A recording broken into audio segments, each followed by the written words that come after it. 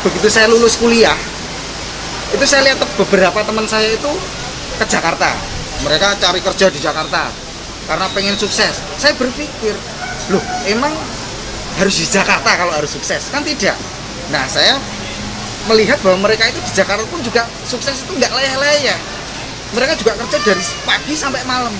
Nah, kenapa saya di Jogja tidak bekerja dari pagi sampai malam juga? Jadi saya kerja di kantor PU itu dari pagi sampai sore, sore sampai malam saya kerja di sini kan sama.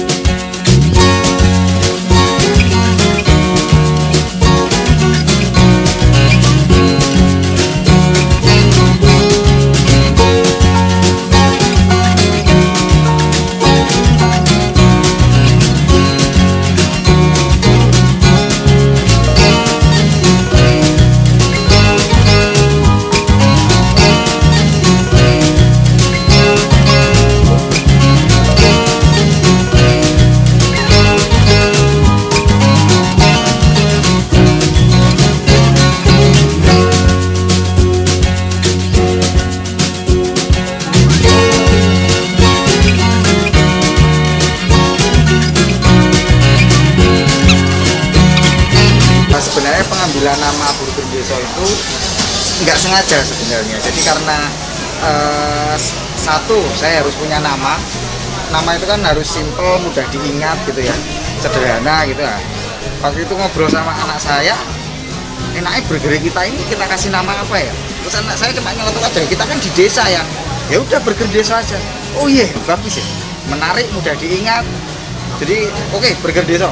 Terus kalau nanti pakai keju apa? Ya burger kota gitu aja.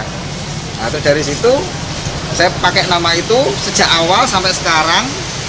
Dan setiap kali orang datang gitu mau beli gitu selalu nanya, loh kok aneh mas, jenenge Burger Deso apa burger tempe mas? Oh bukan, tidak ada tempenya, sama dengan burger yang lain. Cuma karena ini saya harus punya nama, jadi namanya saya kasih nama Burger Deso. Tapi Burger Deso itu sebenarnya beef burger biasa. Burger kota itu konsepnya sebenarnya dia burger yang pakai keju atau cheeseburger. Itu aja. Jadi bedanya cuma keju aja. Perbedaan range harganya 2.000.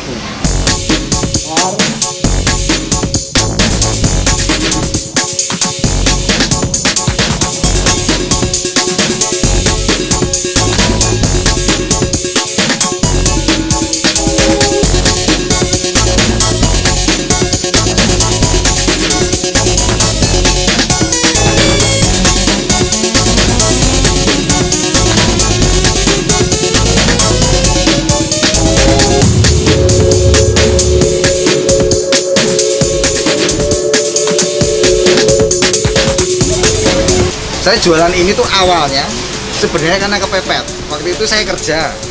Nah, kerja terus kemudian saya keluar dari tempat kerja. Nah, saya harus punya opsinya dua, cari kerja lagi atau bikin usaha. Nah, kebetulan waktu itu kakak sepupunya istri saya itu bikin roti. Nah, saya terus kepikiran, oh iya ya, tak minta tolong untuk bikin roti untuk buat burger. Itu aja. Terus itu sudah berarti ini udah berapa ya? Sekitar 10 tahun mungkin.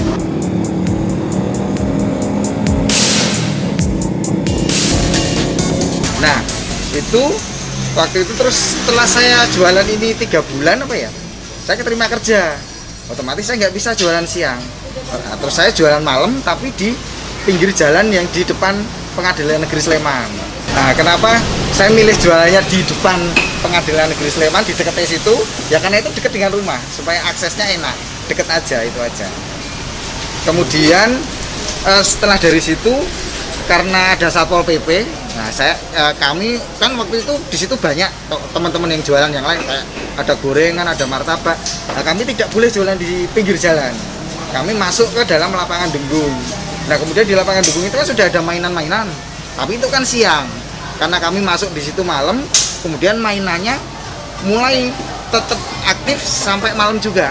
Jadi Denggung itu jadi rame dari pagi sampai malam. Nah, kami kemudian pindah di sini di shelter Denggung ini di depan SCH itu karena entah apa alasannya kami diminta pindah sama Pemda. Jadi lapangan Denggung sudah tidak boleh dipakai untuk jualan lagi, kami dibuatkan tempat di sini.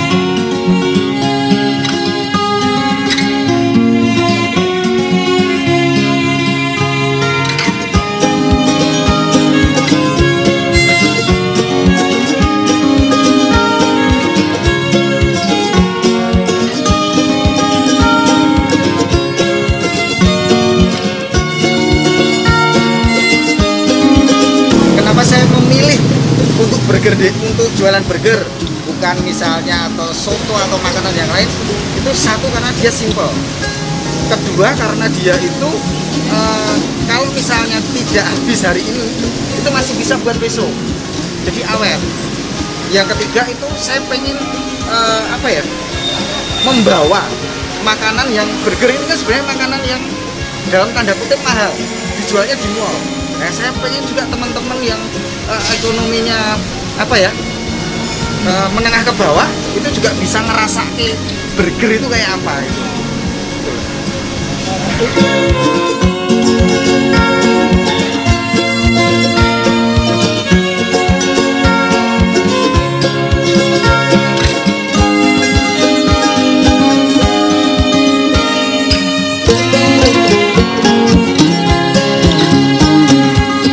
Bahwa saya jualan ini tuh bukan samben. Jadi fokus saya kalau siang saya kerja di Kementerian PU, tapi saya belum CPNS, saya masih honorer biasa. Kemudian malamnya di sini. Dan waktu itu tuh sebenarnya saya begitu saya lulus kuliah, itu saya lihat beberapa teman saya itu ke Jakarta, mereka cari kerja di Jakarta karena pengen sukses. Saya berpikir, loh emang harus di Jakarta kalau harus sukses? Kan tidak. Nah, saya melihat bahwa mereka itu di Jakarta itu juga sukses itu nggak layak-layak. Mereka juga kerja dari pagi sampai malam. Nah, kenapa saya di Jogja tidak bekerja dari pagi sampai malam juga?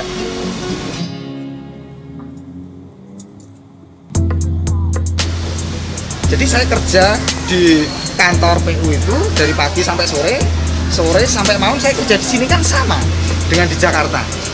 Tapi saya di Jogja, keuntungannya saya masih dekat sama orang tua, setiap hari bisa ketemu dengan orang tua, tapi juga punya penghasilan yang baik begitu. Jadi bisa sukses. Jadi tidak harus ke Jakarta, cukup di Jogja saja.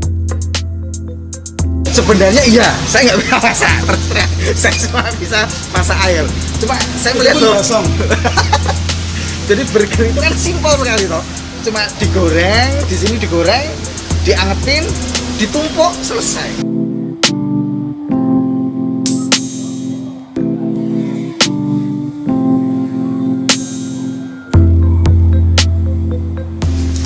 Monggo, Mas. Oh ya. Saus tomat.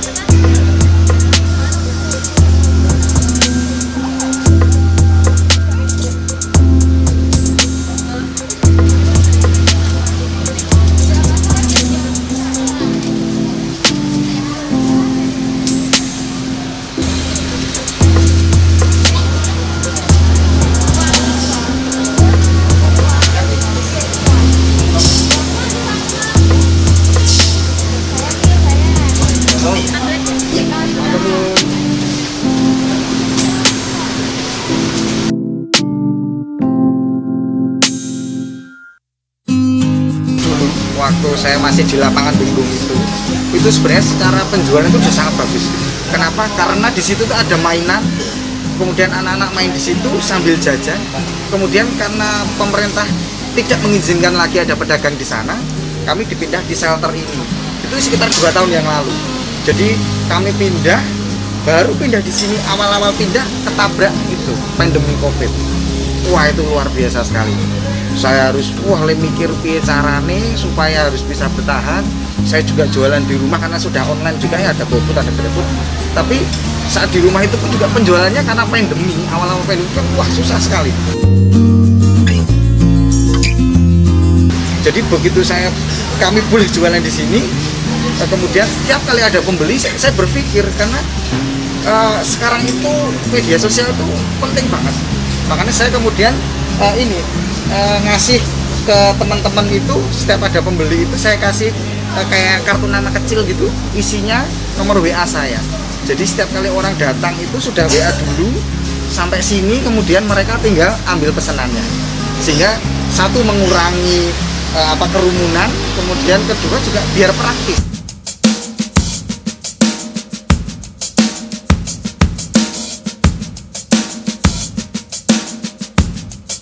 Nah, saya latar belakang pendidikannya S1 tapi sospol di APMD. Kok nggak jadi lurah? Itu kesempatannya mungkin yang belum. Karena jadi lurah itu tidak jadi begitu saja, kan ada prosesnya. Harus berpolitik apa segala macam. Kalau dagang kan nggak langsung dagang selesai dagang. Oke.